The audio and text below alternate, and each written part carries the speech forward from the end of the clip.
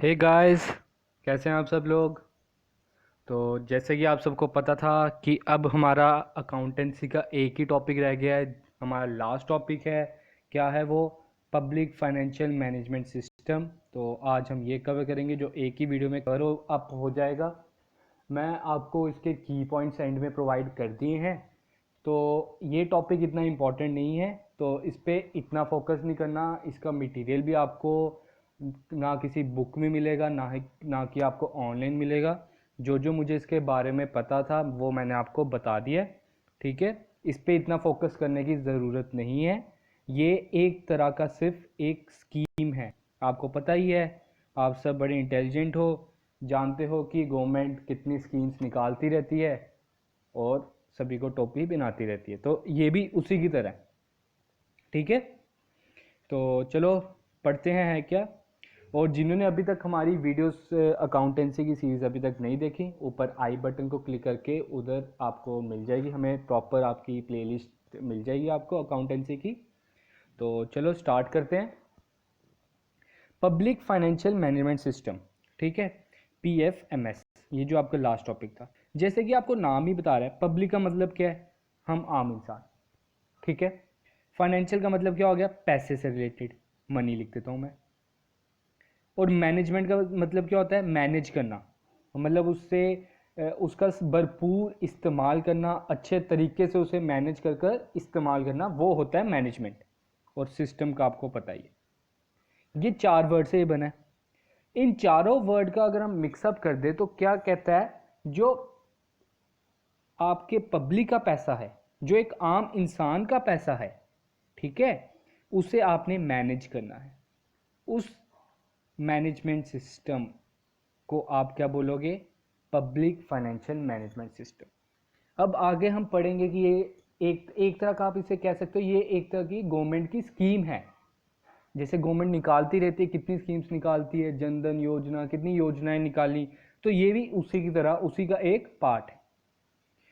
इस पे क्या किया गवर्नमेंट ने, मैं आपको थोड़ा सा ऐसे वर्बली बता देता हूँ, आगे मैंने रिटर्न में भी रखा है। क्या किया गवर्नमेंट ने, ये कमेटी बनाई, एक सिस्टम बनाया प्रॉपर। इसमें क्या किया, जितना भी पैसा पब्लिक अपना भेजेगी गवर्नमेंट को, उसका प्रॉपर मैनेज किया जाए, ताकि उसका जो इनफ्लो और आउटफ्लो है प्रॉपरली उसे मैनेज किया जाए। और वो उन्होंने मेन चीज़ क्या रही उनकी, ऑनलाइन, उन्होंने ऑनलाइन पे फोकस किया। आजकल जैसे कह रहे हैं कि ऑनलाइन में थोड़ा फ्रॉड कम होते जा रहा है, आपको जैसे पता ही है कि गवर्नमेंट सेक्टर में कितना करप्शन है, कितना फ्रॉड है। उसी हिसाब से गवर्नमेंट ने स्कीम निकाली, उसको एलिमिनेट करने के लिए, उस करप्शन को एलिमिनेट करने के लिए उन्होंने इस स्कीम में ऑनलाइन सिस्टम का उपयोग किया। ठीक है, मतलब ई ट्रांजैक्शन का इन्होंने उपयोग किया। इसमें मेन चीज़ यही थी।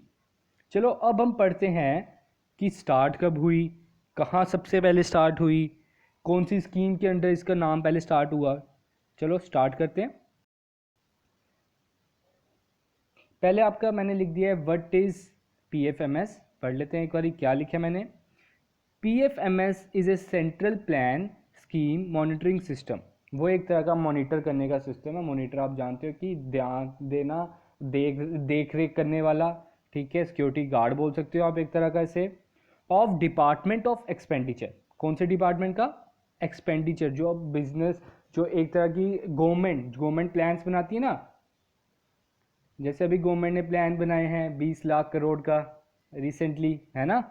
तो उस प्लान को मॉनिटर करने के लिए उन्होंने एक तरह की, आप कह सकते हो, कमेटी बनाई। किसने बनाई, मिनिस्ट्री ऑफ फाइनेंस ने बनाई। आपसे क्वेश्चन पूछ सकते हैं, by whom PFMS is form, by ministry of finance, government of India. Public financial management system is a platform of e payment, जैसे मैंने आपको पहले बता दिया। अब आपको जो सब्सिडीज आती हैं, जो फार्मर्स को प्रॉपर फैसिलिटीज दी जाती हैं, वो सब कुछ PFMS में उन्होंने मॉनिटर करना था। मतलब आपको जो जो बेनिफिट्स मिल रहे हैं गवर्नमेंट की ओर से, उन्होंने देखना है कि आपको प्रॉपर बेनिफिट मिल रहे हैं कि नहीं मिल रहे। और उन्होंने ज़्यादा फोकस किस पे किया, ई पेमेंट पे किया। ये आपसे MCQ में पूछ सकते हैं कि PFMS में ई कॉमर्स ई पेमेंट उन्होंने रखी कि नॉन ई पेमेंट, ठीक है। कैसा सिस्टम था पेमेंट के लिए, इलेक्ट्रॉनिक वे था, क्योंकि जैसे आप जानते हो इलेक्ट्रॉनिक वे से अब आपका जो करप्शन है, आपका जो फ्रॉड है वो रिड्यूस हो गया। अंडर डायरेक्ट बेनिफिट ट्रांसफ़र, जो डायरेक्ट बेनिफिट उन्हें मिल जाए to both Aadhaar based and non Aadhaar based bank account, ताकि जो आधार बेस्ड अकाउंट है और नॉन आधार बेस्ड अकाउंट है दोनों को फ़ायदा मिल सके थ्रू एनपीसीआई। एनपीसीआई क्या है, इसकी फुल फॉर्म मैं बताता हूँ, नोट डाउन कर लो। National payment corporation of India, national P से पेमेंट कॉरपोरेशन ऑफ इंडिया, ठीक है। तो ये भी नोट डाउन कर लो, जो एनपीसीआई आपको पैसा देती है उसमें प्रॉपर ट्रांसपेरेंसी रहे, कोई फ्रॉड नहीं होए, मेन मकसद उनका यही है। वैसे हर स्कीम का मेन मकसद यही होता है, आपको पेपर में आ जाएगा, एक तरह का आप इसे कह सकते हो सोशल वर्क ही है ना। तो हर सोशल वर्क का मेन मकसद ही ये है कि प्रॉपर बेनिफिट मिले, कोई ट्रांसपेरेंसी हो। जैसे हमारे जेके बैंक का भी रिसेंटली आगे जो रिक्रूटमेंट होगी उसमें ट्रांसपेरेंसी होगी, वो भी कमेटी बनाएगी। भाइयों पिछली बार जब आपने पेपर लिया तब आपके नहीं था ट्रांसपेरेंसी, तब भी मेरे हिसाब से इनकी एक वीडियो आई थी कि 100% ट्रांसपेरेंसी रहेगी, हम आईबीपीएस के साथ जुड़ चुके हैं, है ना। तो अब आप एक्स्ट्रा ट्रांसपेरेंसी लाओगे। तो चलो उस बात को छोड़ो, आगे बढ़ते हैं। अब हम पढ़ेंगे background and history of PFMS. PFMS की बैकग्राउंड पढ़ेंगे हम, वो कहाँ से पैदा हुआ, कौन सी डेट को पैदा हुआ, अभी तक चल रहा है कि नहीं चल रहा, कौन सी स्टेट में पैदा हुआ ये भी पढ़ेंगे इसमें। ये असली में पैदा हुआ 4 स्टेट्स में, इधर नहीं लिखा, वो मैंने आगे लिखा है, तो पहले पढ़ लेते हैं क्या लिखा है ये शायद से पीछे वाला सेम ही लिखा है मैंने। PFMS is earlier known as, सबसे पहले इसका नाम जो था वो था central plan scheme monitoring system, ठीक है। ये नोट डाउन कर लो, ये पूछ सकते हैं, central plan scheme monitoring system. मैं इसकी पीडीएफ, इसकी सॉफ्ट कॉपी आपको टेलीग्राम चैनल पे प्रोवाइड कर दूंगा @of IG कॉमर्स क्लासेस, ठीक है। Is a web based online system, online system था ये, developed by the controller general of accounts, ठीक है, मिनिस्ट्री ऑफ फाइनेंस ने बनाया था ये, जो भी हम पीछे पढ़ चुके हैं।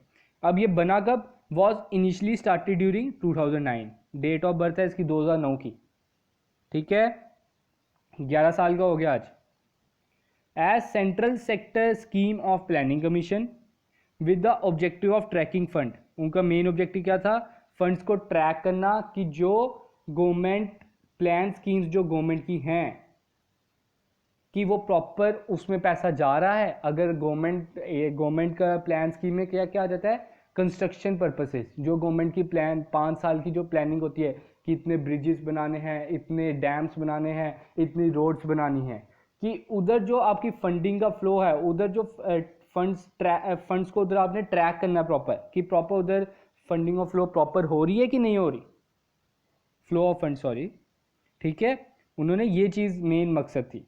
अब एक और चीज़ देखो, 2013 में एक और नई चीज़ आ गई, द स्कोप वॉज एनलार्ज्ड। अब क्या हुआ, 2009 में तो इसका बर्थ हुआ था, 2013 में क्या हुआ, इसका स्कोप थोड़ा सा एनलार्ज हो गया under both plan and non plan scheme, दोनों। अब प्लान भी आ गया इसमें, नॉन प्लान स्कीम्स भी इसमें आ गई, ठीक है। पहले सिर्फ प्लान स्कीम थी 2009 तक, 2013 में नॉन प्लान स्कीम भी आ गई। अब हम बताते हैं नॉन प्लान स्कीम में क्या आ जाएगा, जो आपको सब्सिडीज मिल रही हैं, जो आपको सब्सिडी मिल रही है, आपको जो इंटरेस्ट मिल रहे हैं गवर्नमेंट की ओर से किसी भी चीज़ पर, मतलब जो जो आपको पैसा आ रहा है फॉर ए सोशल वर्क, वो आप कह सकते हो नॉन प्लान में। प्लान में आ जाता है कंस्ट्रक्शन वर्क, सारे जो उन्होंने प्लानिंग की है कि हमने ऐसा करना है, ऐसे इतने डैम्स बनाने, इतने रोड्स बनाने, ठीक है। नॉन प्लान में मतलब एक तरह का आपकी जो सोशल आपके लिए जो आपके जनधन खाते में जो पैसा आ रहा है वो भी इसमें नॉन प्लान स्कीम में आ जाएगा, ठीक है। तो अब अगला क्या है, 2017 में, 2013 में तो उन्होंने किया, अब 2017 में क्या हुआ, द गवर्नमेंट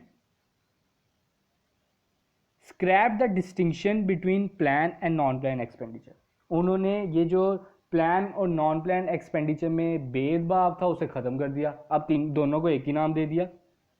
ठीक है, ये डेट पूछ सकते हैं 2017 में कब, कौन से ईयर में स्क्रैप हुआ प्लान और नॉन प्लान में डिस्टिंक्शन, 2017 में।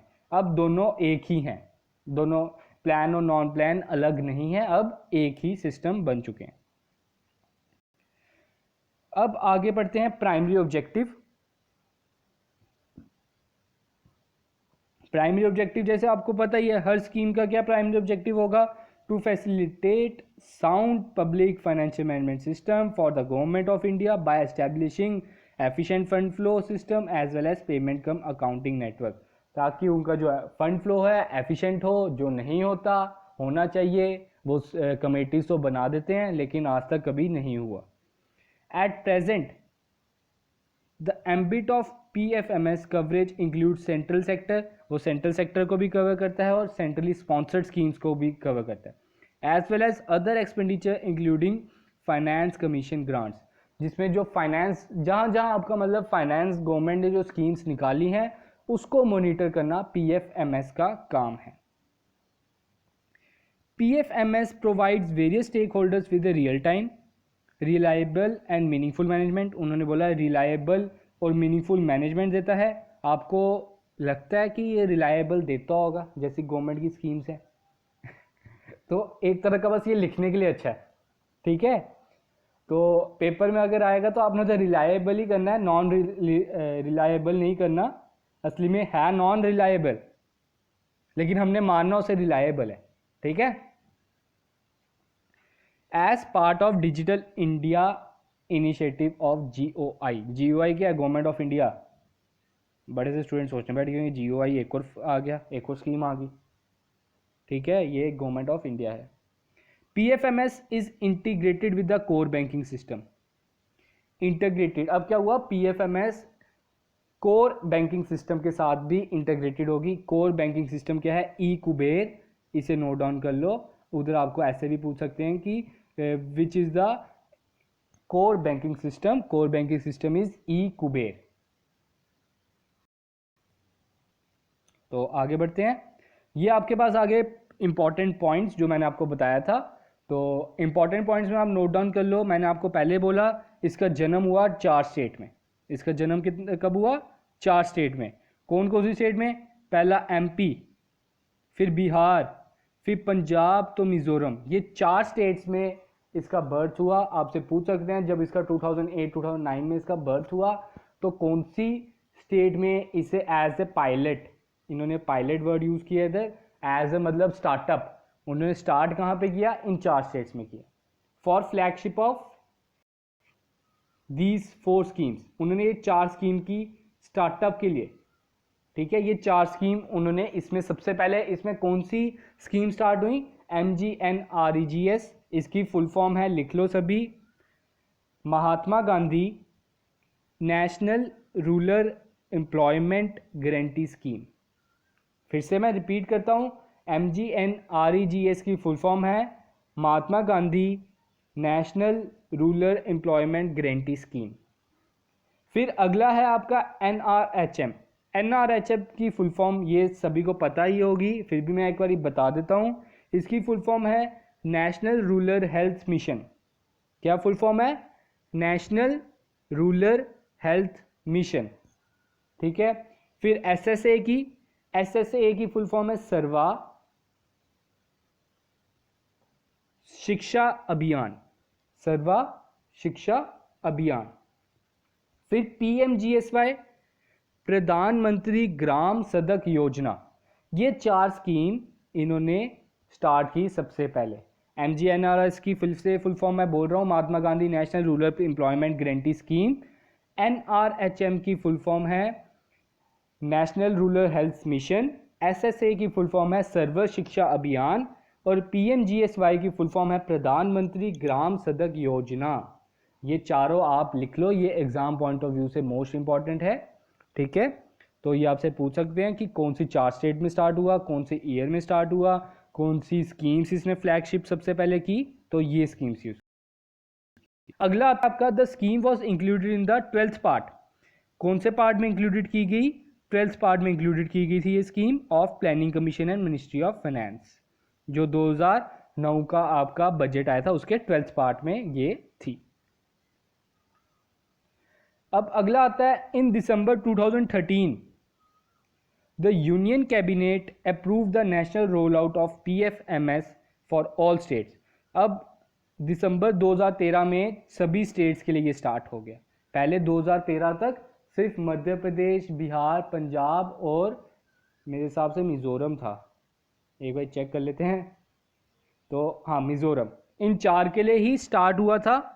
तो 2013 में सभी स्टेट्स में उसने गवर्नमेंट ऑफ इंडिया ने, यूनियन कैबिनेट ने इस स्कीम को रोल आउट करने का निर्देश दिया and schemes for a period of 4 years 2017 तक के लिए। ठीक है, अब इसका ऑब्जेक्टिव मैंने लिखा है। ऑब्जेक्टिव इसके वैसे बड़े थे, मैंने सोचा इतना आपको ऑब्जेक्टिव जाने की जरूरत नहीं है। ऑब्जेक्टिव इसके क्या हो सकते हैं, आप खुद बना सकते हो। पहला ऑब्जेक्टिव एफिशिएंसी लाना चाहते थे, दूसरा ऑब्जेक्टिव ट्रांसपेरेंसी लाना चाहते थे, तीसरा ऑब्जेक्टिव एफिशिएंट फंड फ्लो होना चाहिए। ठीक है, fourth objective so that all get benefit. ये इसके बेनिफिट्स थे, ये इसके ऑब्जेक्टिव थे। आप सब अब जानते ही हो कि हर एक स्कीम के क्या क्या ऑब्जेक्टिव होते हैं, वो ही इस स्कीम के ऑब्जेक्टिव थे। लेकिन मैंने इधर आपको मेन ऑब्जेक्टिव लिख दिया। मेन ऑब्जेक्टिव क्या था, एफिशिएंट फंड फ्लो सिस्टम। ठीक है, मेन ऑब्जेक्टिव यही था। तो आज का हमारा लेक्चर इधर ही खत्म होता है। अकाउंटेंसी का पूरा हमने सिलेबस, शायद से हम फर्स्ट चैनल होंगे जिन्होंने पूरा कंप्लीट कर दिया है। तो आगे ये मत सोचो कि आगे आपके पास अकाउंटेंसी के लेक्चर्स नहीं आएंगे, ज़रूर आएंगे। आपकी प्रॉपर रिवीजन कराई जाएगी।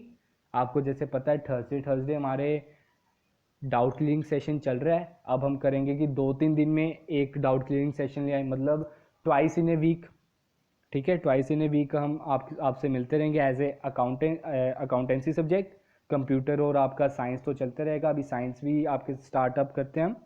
ठीक है, तो मुझे लग रहा है कि आपके जो डाउट क्लियरिंग क्लास में आपके बहुत ज़्यादा डाउट्स क्लियर भी हो रहे हैं, उसमें मैं और डीप में जाके पढ़ा रहा हूँ। होता क्या है कि आपको एक वीडियो देखने से अगर 20% भी समझ आ जाए, इट इज़ वेरी गुड, क्योंकि it is a new subject for maximum of you. आप सभी के जो आप मैक्सिमम स्टूडेंट्स हो, ज़्यादातर आप आर्ट्स और साइंस के, मैंने रियलाइज़ की है, तो आप सभी के लिए न्यू सब्जेक्ट है। तो अगर आपको एक वीडियो देखने से 20 to 30% भी समझ आ रहा है ना, तो वो बड़ा अच्छा है। आपको दुखी होने की कोई ज़रूरत नहीं है कि मुझे समझ नहीं आया। फिर क्या होता है, आप एक और वीडियो देखो, दोबारा देखो वही वीडियो, आपको और समझ आएगा। ठीक है, क्योंकि ये कॉमर्स वालों ने 2 साल इसमें मेहनत की है। आप क्या सोच रहे हो आपको एक दिन में समझ आ जाए?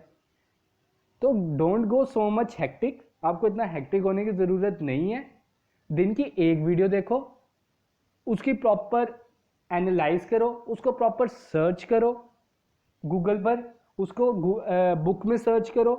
आपके बहुत सारे डाउट्स क्लियर होंगे और बड़ी सारी नई बातें पता चलेंगी जो हम लोगों ने आपको इस लेक्चर्स में नहीं बताई। एक वो ही स्टूडेंट कामयाब हो सकेगा जो ऐसे पाथ को फॉलो करता है। ठीक है, होप कि आपको समझ आया होगा। और बता दूं, जैसे कि हमारे इधर JNK में 2G नेट चल रहा है, तो बड़े से स्टूडेंट्स को ये ब्लर भी दिखता है। तो आप क्या करो, ऊपर 3 डॉट्स होते हैं, उसे क्लिक करो, उधर क्वालिटी सेट करो 480 पिक्सल्स। ठीक है, 480 पिक्सल्स, तो उसमें आपका सब कुछ क्लियर हो जाएगा। और मैं कोशिश तो यही करता हूँ आपकी स्क्रीन में सबसे बड़ा साइज़ रखता हूँ ताकि आपको प्रॉपरली दिखे। मैंने छोटे चीज़ें नहीं लिखता, ताकि मुझे पता है आप सब जो डिफ़िकल्टी फेस कर रहे हो 2G के कारण। तो थैंक यू, और हमारे साथ ऐसे ही बने रहें, हमें ऐसे ही मोटिवेट आप करते रहें ताकि हम आपको गुड स्टफ़ प्रोवाइड करते रहें। Thank you, have a good day.